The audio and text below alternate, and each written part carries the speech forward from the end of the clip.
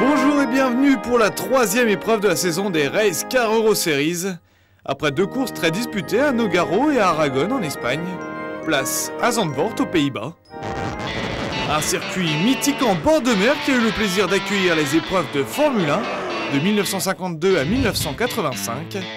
Grande première cette année, Zandvoort accueille les Race Cars et leur fameux V8 américain, Ravager.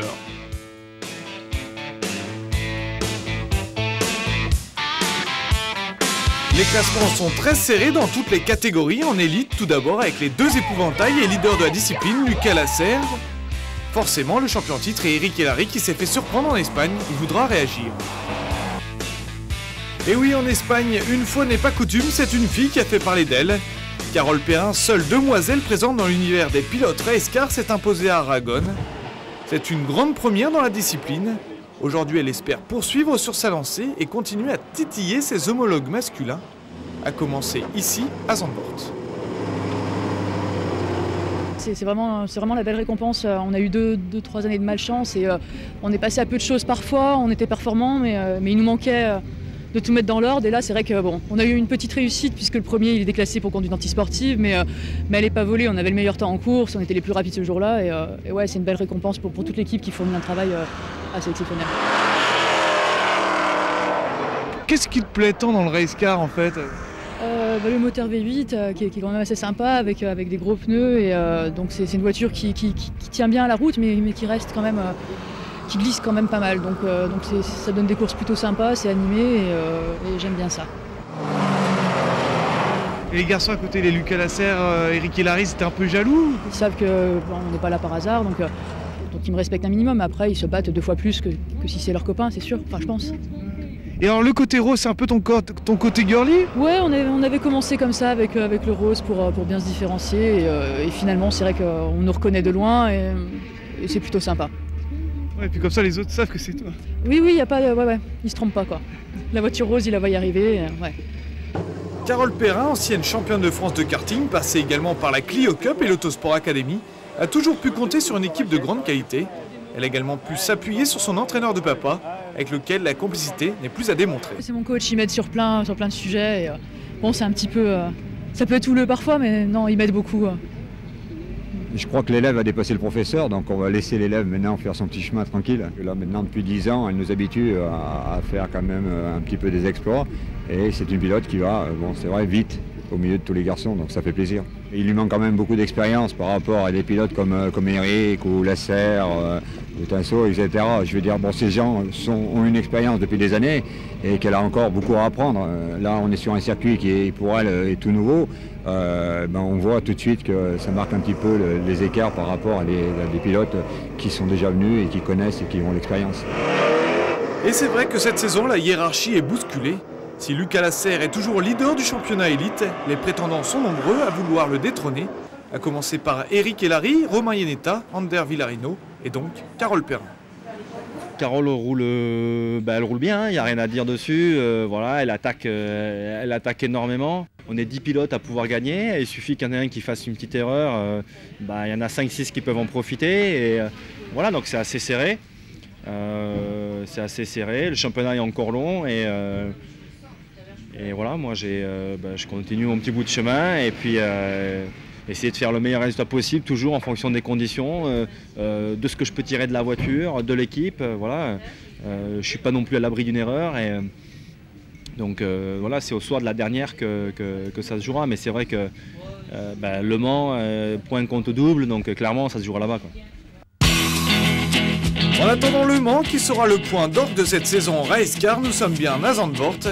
C'est d'ailleurs un week-end de fête aux Pays-Bas avec près de 50 000 spectateurs qui ont fait le déplacement. Tous ces amoureux du sport auto sont venus se régaler autour de ce circuit périlleux et compliqué, avec très peu de dégagement le long des 4 km 307 du parcours. Autre difficulté à gérer, forcément la pluie. En bord de mer, les conditions météo sont vite changeantes et ce week-end hollandais commence sous un ciel mitigé, alternant éclaircies et pluie. Jamais simple pour le choix des pneumatiques.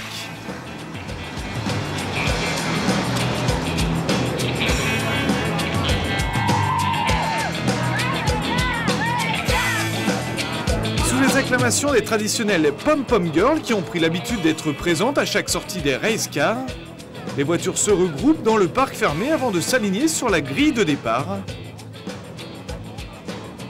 Place à l'endurance pour la première course du week-end, les élites s'élanceront les premiers avant de laisser leur place à leurs coéquipiers en open. Une course toujours très attendue car forcément spectaculaire. La grille de départ donc pour cette course d'endurance avec Eric Hellary et Romain Thiévin en première ligne. Lucas Lasserre est juste derrière avec sa Chevrolet Monte Carlo. Le leader de la série est aux côtés de l'Espagnol Ander Villareno et sa Dodge Charger 69. Le tour de chauffe bouclé, les pilotes s'élancent en départ lancé pour 25 minutes. Les pilotes commencent vraiment à se connaître et le départ est plus que jamais disputé. Je vous laisse apprécier en caméra embarquée Ander Villareno, 3e sur la grille. C'est chaud.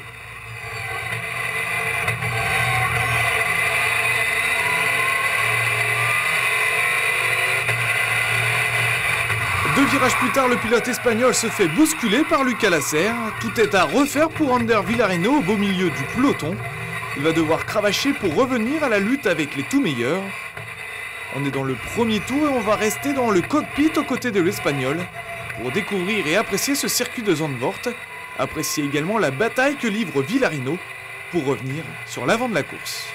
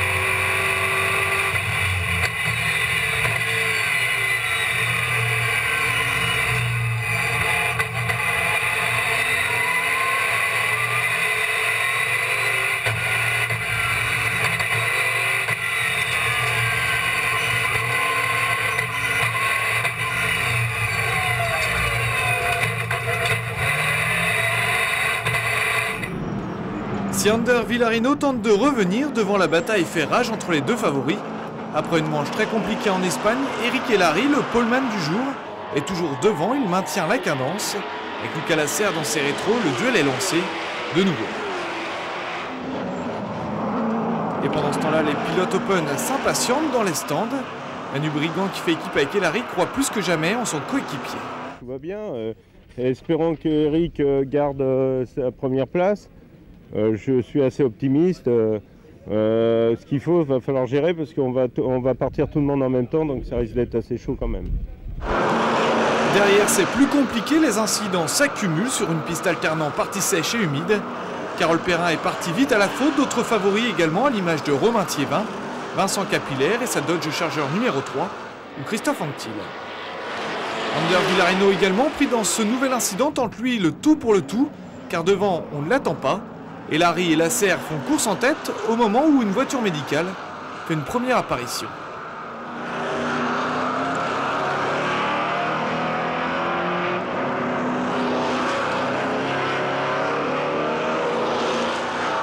C'est d'ailleurs la confusion, drapeau jaune et safety car de sortie. Cette première course du week-end est bien compliquée. Le safety s'efface. Thiévin et sa Ford Mustang dans un peloton animé partent à la faute.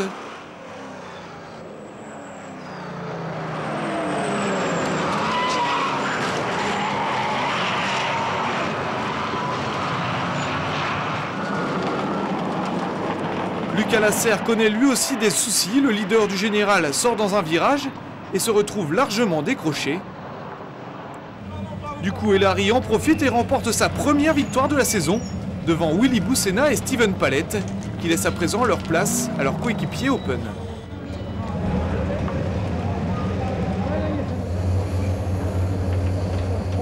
Elle a été dure parce qu'au dernier freinage, là, avec mon ami, c'était un peu chaud. Il a choisi l'extérieur, moi l'intérieur. Je crois que c'est pas passé pour lui. Je suis pas déçu, hein, d'un autre côté, ça me gêne pas trop. Par rapport à Aragon, c'est bon là? Ouais, c'est bien, on est en tête. Manu repart avec la voiture en tête, la voiture va bien, donc voilà.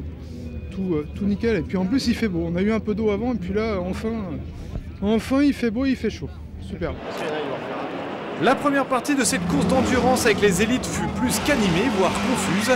Ça va être fort heureusement plus calme en Open. Manu Brigand a pris la place dans le baquet tout chaud laissé par Eric Elari sur la Dodge Challenger numéro 9 qui mène toujours la danse. Manu Brigand, déjà vainqueur à Nogaro, déroule aux avant-postes avec une confortable avance sur Tanguy Ide et sa Chevrolet Monte Carlo numéro 18. Philippe Marie, après une remontée de 2 places, est 3e. On le retrouve en caméra embarquée.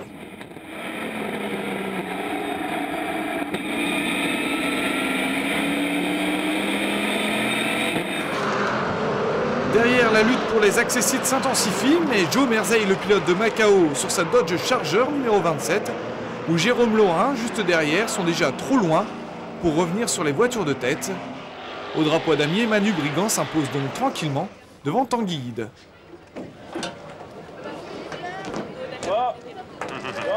J'avais un train, un bon niveau, je pense, et Eric avait du super boulot, m'a laissé une voiture avec des slicks en parfait état, donc j'ai parfait son travail.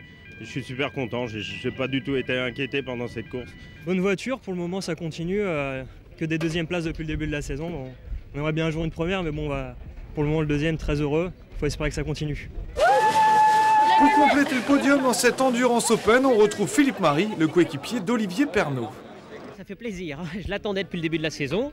Olivier m'a donné la voiture en 5, donc après il y avait un petit peu de boulot à faire, donc c'est ce que j'ai fait et après j'ai géré. Et après tu as contrôlé la course? J'ai contrôlé la course, ouais. Il y avait de l'avance, avec la radio c'est quand même facile. Ouais, pas trop inquiété quoi. Non, non, pas trop, c'est impeccable.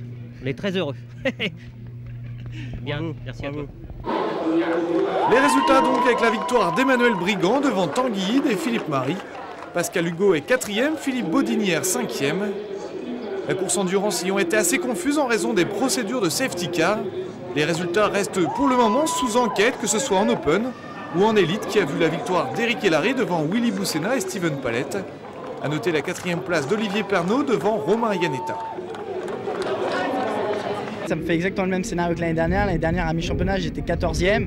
Là, on est après 2 courses, je suis 13e au championnat. Et maintenant, il n'y a plus qu'à engranger des points, faire que des podiums comme l'année dernière, deuxième partie du championnat. Et c'est ce qu'on va faire maintenant que ça marche bien et que j'ai la chance avec moi. Maintenant, on va tout faire pour remonter devant. Ça fait plaisir, surtout en partant 13e. Voilà, mon objectif était clair, c'était remonter. Et bon, je pense qu'aujourd'hui, je commence à avoir une place en race car et à montrer que j'ai une pointe de vitesse, que ce soit avec une race car ou avec une autre voiture, que ce soit dans d'autres disciplines. Et je suis content du résultat. Maintenant, il faut construire le championnat pour gagner le junior, quoi.